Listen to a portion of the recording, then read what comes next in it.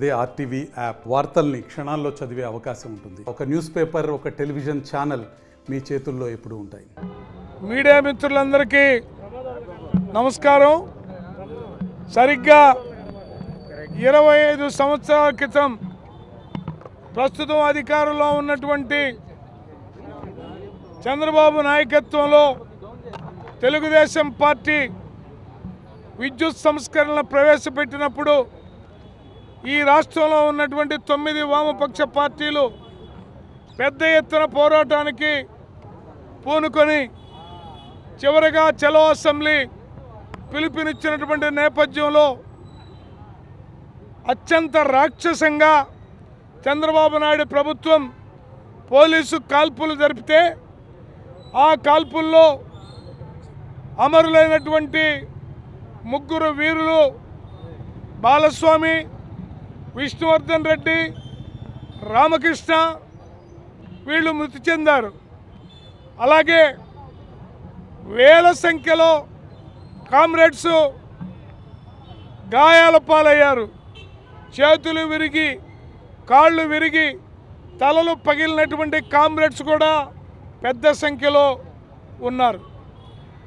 ఇదే సందర్భంలో మళ్ళీ చంద్రబాబు నాయుడు అధికారంలోకి వచ్చిన తర్వాత ఈ విద్యుత్ ఛార్జీల పెంపుదల పర్వాన్ని మరింత వేగవంతం చేస్తూ ఇవాళ కరెంటు బిల్లులు ఎలా వస్తున్నాయంటే అసలే పెరుగుతున్నటువంటి ధరలతోటి జనం ఇబ్బంది పడుతూ ఉంటే మూలిగే నక్కపోయిన తాటికాయ పడ్డ చందంగా కరెంటు బిల్లుల మోత రోజు రోజుకి పెరిగిపోయి ఫ్యాన్ వేసుకోవాలన్నా, లైట్ వేసుకోవాలన్నా భయపడేటటువంటి దుస్థితి ఇవాళ ఏర్పడినటువంటి నేపథ్యంలో మనం బతుకుతూ ఉన్నాం. చంద్రబాబు నాయుడు ఒకటే హెచ్చరిస్తూ ఉన్నాం, గతంలో నీకు ఒక అనుభవం ఉన్నది. అలాగే గతంలో వామపక్ష పార్టీలు సిపిఐ, సిపిఎం ఇతర వామపక్ష పార్టీలు జగన్మోహన్ రెడ్డి అధికారంలో ఉన్నప్పుడు దానికి వ్యతిరేకంగా, ఈ విద్యుత్ ఛార్జీలకు వ్యతిరేకంగా, సెకీ ఒప్పందానికి వ్యతిరేకంగా పోరాటం చేసినప్పుడు నువ్వేం చెప్పావు? స్మార్ట్ మీటర్లని రద్దు చేస్తానని చెప్పావు. అలాగే సెకీ ఒప్పందాన్ని రద్దు చేస్తానని చెప్పావు. మా గొంతుతోటి గొంతు కలిపావు. నిజంగానే ప్రజలు నిజమే అనుకొని నమ్మి నీకు ఓట్లేశారు. కానీ లోకేష్ ఇంకొక మాట చెప్పాడు, స్మార్ట్ మీటర్లు ఎక్కడ పెట్టినా పగలగొట్టండి అని చెప్పావు. కానీ ఇవాళ లోకేష్ నిద్రపోతున్నాడా అని చెప్పేసి సిపిఐగా అడుగుతూ ఉన్నాం, వామపక్షాలుగా అడుగుతూ ఉన్నాం. ఇవాళ ఒకటే హెచ్చరిస్తూ ఉన్నాం, ఈ అమరవీరుల సాక్షిగా ఈరోజు 28వ తేదీన మా వీరులు విద్యుత్ సంస్కరణలకు వ్యతిరేకంగా జరిగినటువంటి మహా ఉద్యమంలో అసూలు బాసిన అమరవీరుల మీద ప్రతిజ్ఞ చేసి చెప్తా ఉన్నాం, రాబోయే రోజుల్లో విద్యుత్ ఛార్జీలని, విద్యుత్ సంస్కరణని ఉపసంహరిస్తావా, లేకపోతే నిన్ను, నీ అధికారాన్ని నేల కూలుస్తారు ప్రజల్ని హెచ్చరిస్తా ఉన్నాం. ప్రభాకర్ రెడ్డి, సిపిఎం పార్టీ రాష్ట్ర కార్యవర్గ సభ్యుడిని.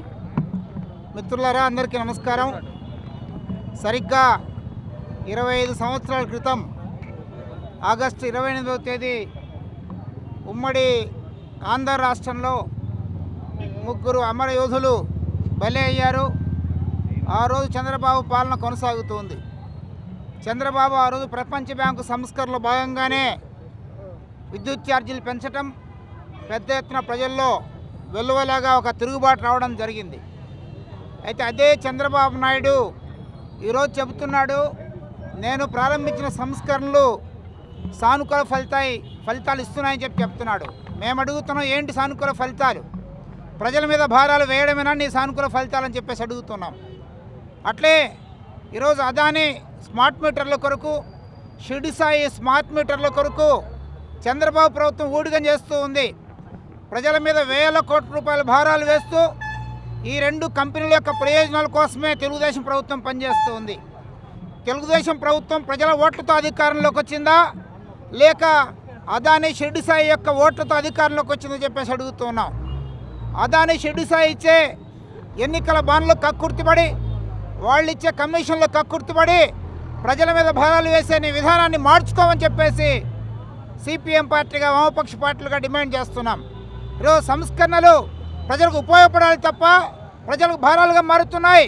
అందుకే మీ సంస్కరణలు ప్రజా వ్యతిరేక సంస్కరణలు, కార్పొరేట్ అనుకూల సంస్కరణలు వాటిని విరమించుకోవడం చెప్పేసి సందర్భంగా డిమాండ్ చేస్తున్నా. తెలుగులో న్యూస్ కి ఫాస్టెస్ట్ యాప్ ఇప్పుడు టోటలీ న్యూ అవతార్లో జస్ట్ 5 seconds లో కంప్లీట్ న్యూస్. సోషల్ మీడియాలో ట్రెండ్స్ కి one stop solution. Live TV app voice search option తో ఇప్పుడే డౌన్లోడ్ చేయండి లేదా అప్డేట్ అయిపోండి. యాప్ లింక్ డిస్క్రిప్షన్ లో ఉంది.